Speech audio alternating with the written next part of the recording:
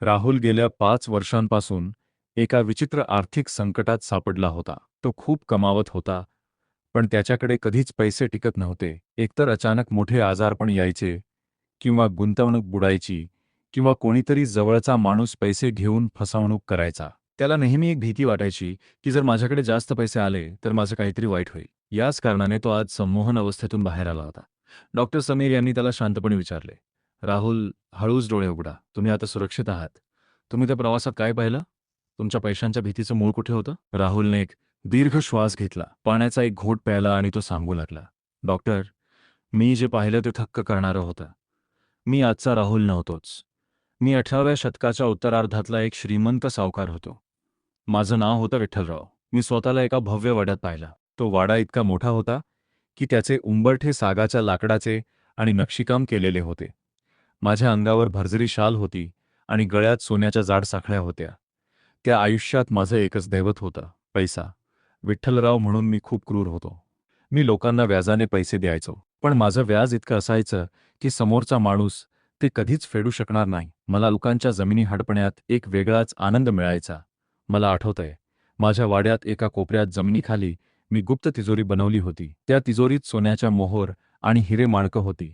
रात्रीच्या वेळी मी तिथे जाऊन त्या दागिन्यांना स्पर्श करायचो. मला वाटायचं, हे माझं वैभव मला अमर करेल. एक दिवस माझ्या दारात एक वृद्ध शेतकरी आला. त्याचं नाव मला आता स्पष्ट आठवतंय, धोंडीबा. धोंडीबाची मुलगी खूप आजारी होती आणि तिला वाचवण्यासाठी त्याला काही पैशांची गरज होती. त्याने माझ्या पायावर डोकं ठेवलं.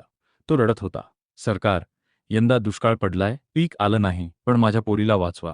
मी तुमचं देणं कसंही करून फेडतो, असं तो म्हणत होता. पण विठ्ठलरावच्या रूपात असलेल्या माझ्यात अजिबात दया नव्हती. मी त्याला सांगितलं, जर पैसे नसतील तर तुझी उरलेली 2 एकर जमीन माझ्या नावावर कर, तरच तुला पैसे मिळतील. तो बिचारा हतबल झाला. त्याने जमिनीच्या कागदावर अंगठा दिला. मी त्याला पैसे दिले, पण तेही खूप कमी. काही दिवसांनी मला बातमी मिळाली की धोंडीबाच्या मुलीचा औषधाभावी मृत्यू झाला आणि त्यानेही धक्क्याने जीव दिला. जाताना तो मला एकच शब्द बोलून गेला होता, जो माझ्या कानात घुमत होता, विठ्ठलराव, हा पैसा तुला कधीच सुख देणार नाही. हा पैसा तुला जाळून टाकेल. काही काळ गेला. माझ्याकडे अमाप संपत्ती आली, पण विठ्ठलरावला रात्रीची झोप लागत नसे. मला नेहमी वाटायचं की कोणीतरी माझे पैसे चोरायला येईल. मी स्वतःच्या मुलांवरही विश्वास ठेवत नसे. संपत्तीच्या लोभापायी मी माझ्या कुटुंबापासून दूर गेलो. मग एके दिवशी गावात बंड झालं. दुष्काळाने होरपळलेले गावकरी एकत्र आले. त्यांना माहीत होतं की विठ्ठलरावने धान्याची कोठारं भरून ठेवली आहेत आणि पैसे जमिनीखाली लपवले आहेत. त्यांनी माझ्या वाड्याला वेढा घातला.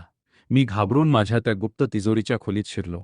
मी ते सोन्याचे दागिने, त्या मोहरा माझ्या अंगाशी कवटाळून धरल्या. हे माझं आहे, हे मी कोणालाही देणार नाही, असं मी ओरडत होतो. गावकऱ्यांनी वाड्याला आग लावली. धुराचे लोट आत येऊ लागले. मला बाहेर पडता येत नव्हतं, कारण बाहेर लोकांचा संताप होता आणि आत माझी संपत्ती मला सोडून जायचं नव्हतं. मी त्या सोन्याच्या पेटीवर डोकं टेकवून गुदमरून मेलो. मरताना माझ्या मनात शेवटचा विचार हाच होता, पैसा हीच विनाशाची चिमणी आहे. पैसा आला की मृत्यू येतो. राहुल सांगताना थरथरत होता. डॉक्टर समीर यांनी त्याला सावरलं.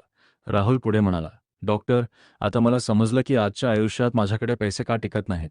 विठ्ठलरावच्या रूपात जेव्हा मी मेलो तेव्हा माझ्या आत्म्याने एक गाठ बांधली होती. श्रीमंती म्हणजे मृत्यू आणि तिरस्कार.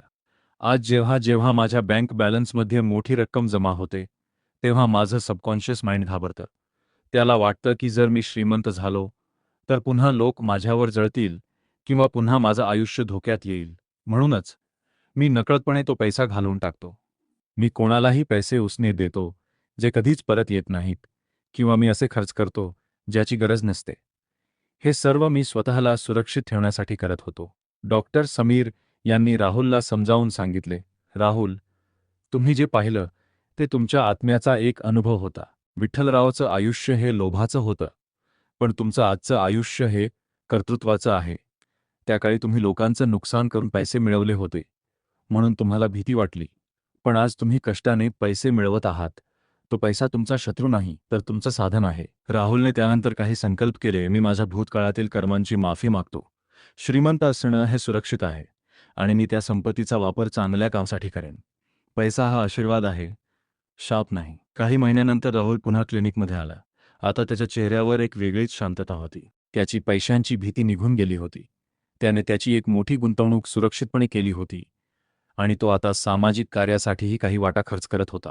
विठ्ठलरावची ती सोन्याची पेटी आता त्याच्या मनात भीती निर्माण करत नव्हती, तर त्याला जबाबदारीची जाणीव करून देत होती.